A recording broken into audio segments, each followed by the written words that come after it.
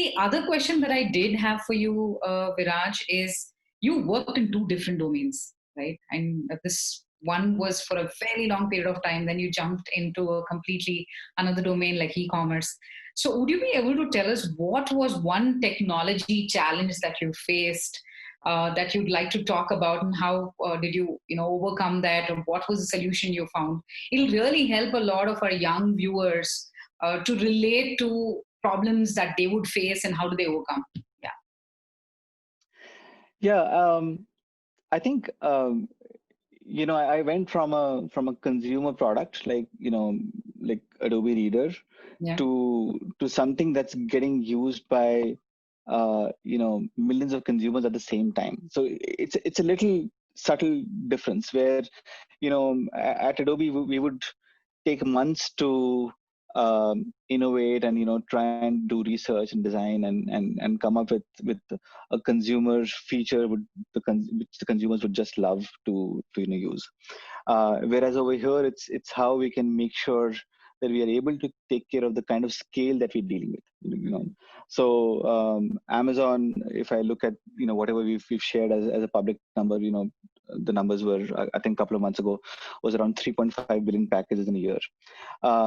Now, when you're dealing with 3.5 billion packages in a year, the scale is absolutely unimaginable. You have to make sure that almost all your systems are working perfectly without any issues. You're not dealing with a certain feature that's not working for a certain customer, and our customer is unhappy. It's about the entire network sort of depending on you, because if things go wrong, how do you deal with it. So I remember I was at I think Maldives, and this was pre-COVID. I think not last year. I think last year, early last year. I was on a vacation with my family, and I got a page. Something went wrong, and it's pretty standard in our world where if something goes wrong, you just get on the call and that entire issue went on for close to 27 hours. Wow. And I was online from Maldives in a beach with my team trying to work through that.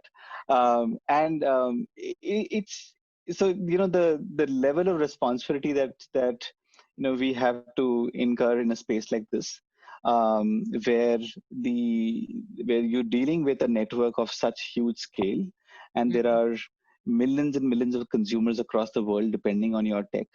Millions and millions of consumers, not just depending on your tech, but depending on what will happen in their lives going forward. So, if you're dealing with, if a family wants to make dinner in the evening, so, they're dealing with our grocery systems to get them stuff within 2 hours. So, or, they have an exam to write in a couple of days. So they're, depending on us to, send them supplies or books or whatever. So, it can be multiple things or multiple people. So I think the e-commerce world is such where people depend on us for so many different things, which is very different from the creative space that I was with in Adobe. And I'm not trying to say at all that what I was doing at Adobe was not important. It was very important, definitely, but it was a very creative space.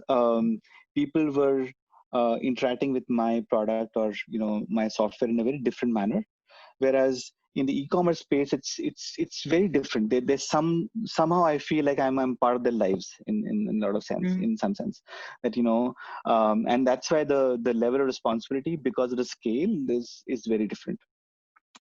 And so I think between Adobe and the e-commerce world that I've seen, both at Snapdeal and Amazon, it's just the scale of operations. It's the scale of number of consumers who are depending on your tech at the same time, rather than cumulatively. So even at Adobe, I think Adobe Reader is a product which has been downloaded billions of times. So there are millions of users who are using that, no doubt about that. But probably not at the same time, at the same instant.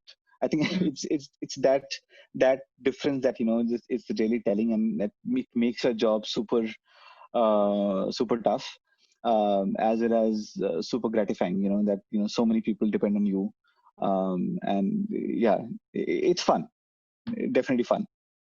Sure.